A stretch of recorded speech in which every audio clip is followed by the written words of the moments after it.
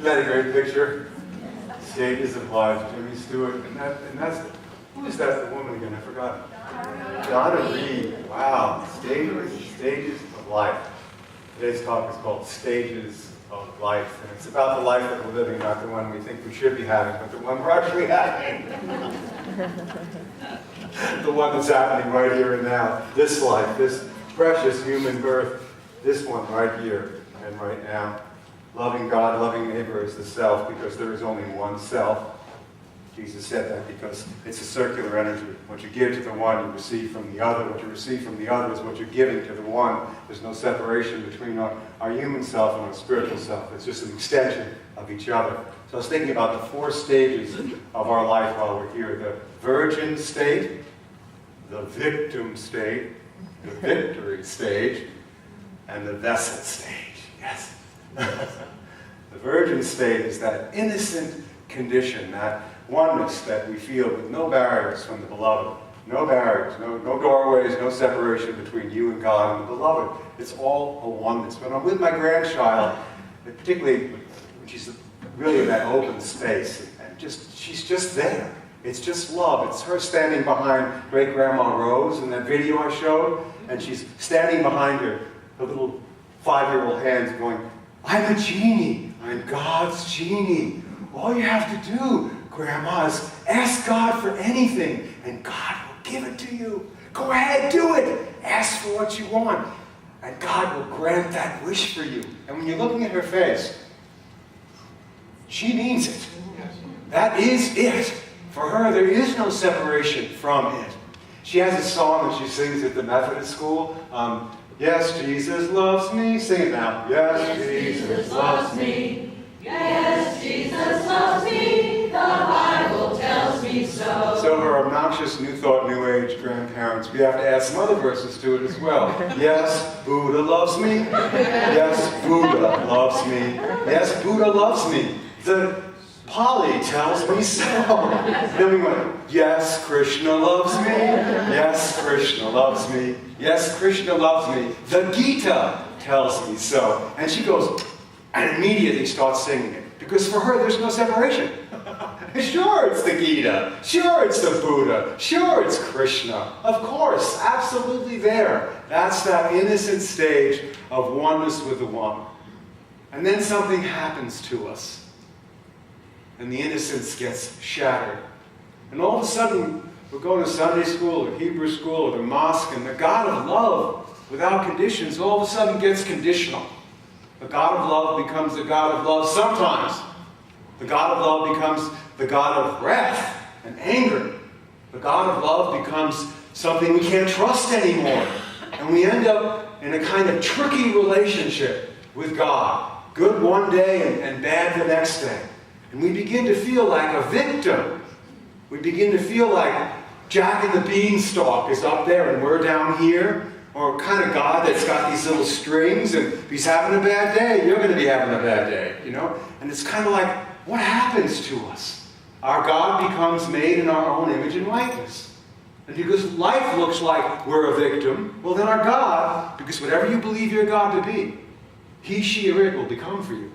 If your God is making you a victim, well then you will be a victim. In my own life, it appeared to be what was happening anyway.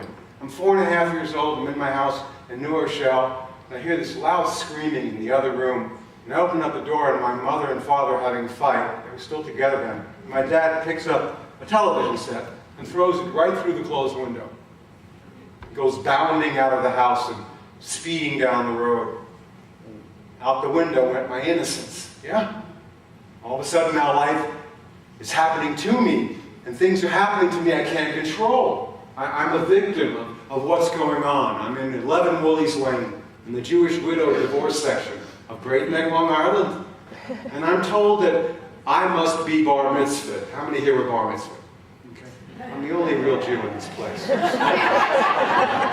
all know Adam and, that's right, Adam and Eve were Jewish. They were black Sephardic Jews.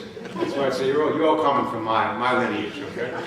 And so I was told I was going to be bar mitzvah. That's a joke, by the way. Don't put some card in the box saying, I didn't think that was quite right. It's a joke. Come on, laugh. Black Sephardic Jew. See that in the Bible? Where is that written?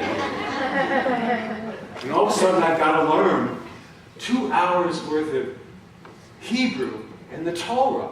And I'm having trouble with English at that point. I was slightly dyslexic and really was having trouble understanding English. And now I've got to do the Torah. I remember my dad telling me about God. He was my dad's God. We'd be sitting at the aft end of the boat. He'd put his feet up on the rail and he'd say, "Son," I can't use his language, "there's something out there.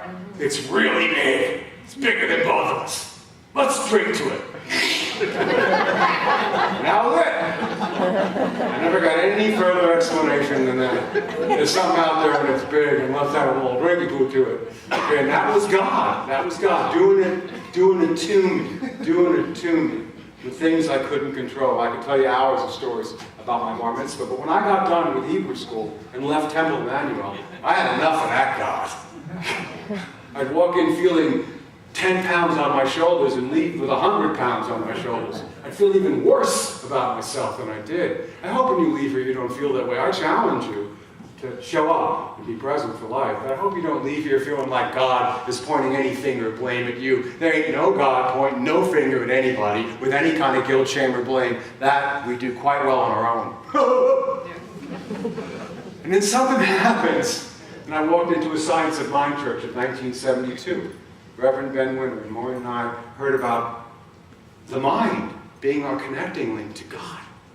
We were connected to the beloved, that we had God made in our own image and likeness. And every time we thought things and felt things, we produced something. We planted seeds in our minds. I was not a victim of circumstances beyond my control. I was a co-creator with God. And I could change my life by changing my thoughts and my feelings. Incredibly powerful moment. Your relationship to God and to other people completely changes.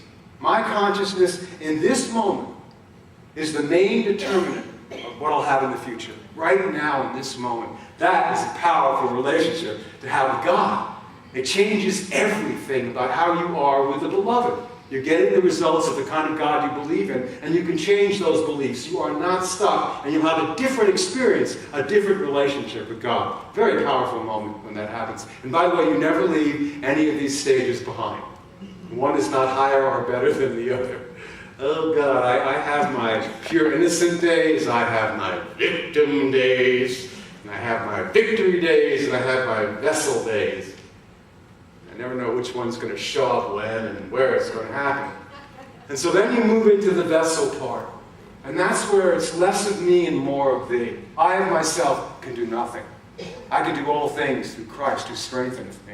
God works through me. I am a vessel. I am a channel.